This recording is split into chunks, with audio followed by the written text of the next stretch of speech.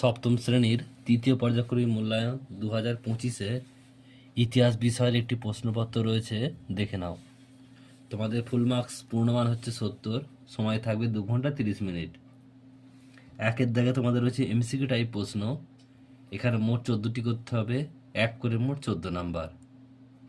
দুইয়ের দাগে এখানে তোমাদের মোট অতি সংক্ষিপ্ত উত্তর দাও, এক কথায় উত্তর দাও, এখানে 14টি আছে, এক করে মোট 14 নাম্বার। নেক্সট হচ্ছে তোমাদের বিয়ের দাগের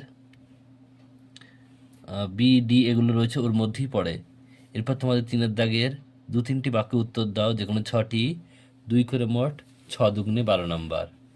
এরপর তোমাদের 4-এর দাগে যে কোনো 5টি প্রশ্ন উত্তর দাও, 3 করে 3 5-এ 15 নাম্বার।